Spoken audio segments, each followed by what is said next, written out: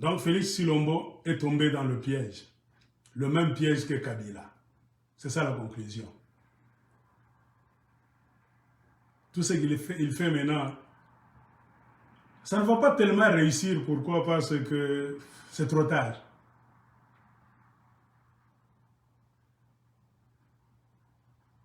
Alors, il s'est déjà créé beaucoup d'ennemis, Tshilombo lui-même.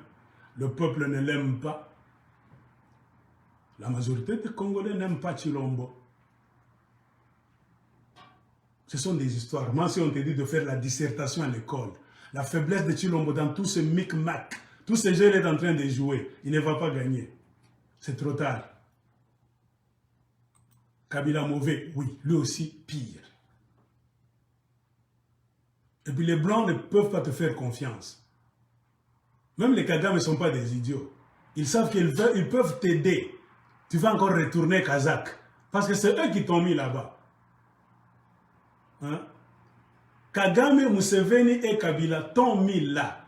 Tu laisses Kabila ici pour aller maintenant chez Kagame et Museveni pour bomber Kabila. Politiquement, je ne sais pas, physiquement. Kagame voit, oh, ce monsieur c'est un traître. Hein?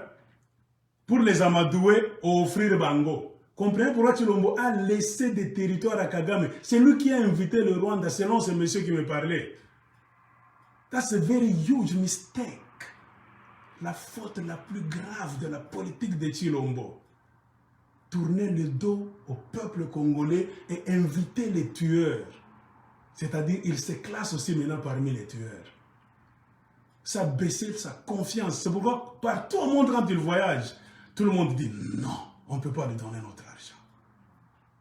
La diplomatie, c'est accueillir et rigoler. Hein? On rigole. C'est la diplomatie, c'est-à-dire même quand je ne t'aime pas. C'est les bonnes manières diplomatiques. Tout le monde rigole, tout le monde sourit avec tout le monde. Façade, pour montrer au monde. Photos de famille, tout ça. C'est pour cela que les idiots ont dit, oh, Joe Biden, il peut même rigoler jusqu'à montrer ses 1004 dents. Cela ne veut pas dire qu'il a confiance en toi. La preuve, c'est qu'il n'a pas voulu recevoir Tshilombo à la présidence. Et encore quelque chose qui a choqué. Tshilombo est en train de faire le tribalisme dans ses positionnements dans toutes les provinces et au Congo. Ce monsieur-là qui me disait en anglais, ils disent nous le savons.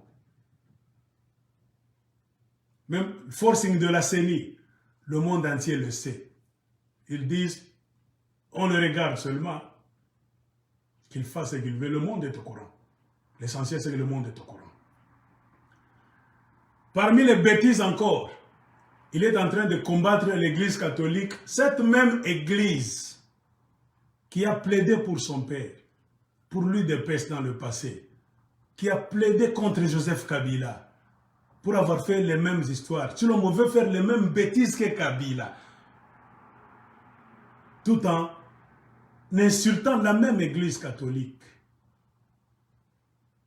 Et Joe Biden, c'est un catholique. Il a parlé avec Ambongo. Joe Biden, c'est un catholique. Tu insultes son église. On lui a parlé, Masolo a Kati. Ambongo a parlé à Joe Biden. Le pape a parlé à Joe Biden. Parmi les erreurs, on a dit, il ne pense pas qu'il va tromper le monde. Votre président manque de stratégie et de tête. Bon, je dois vous dire qu'on est familier ici. Hein. C'est notre père spirituel, c'est notre cardinal. Nous avons l'habitude de venir ici. Mais aujourd'hui, nous sommes venus par rapport aux rumeurs que vous entendez dans les réseaux sociaux, ce qui se dit.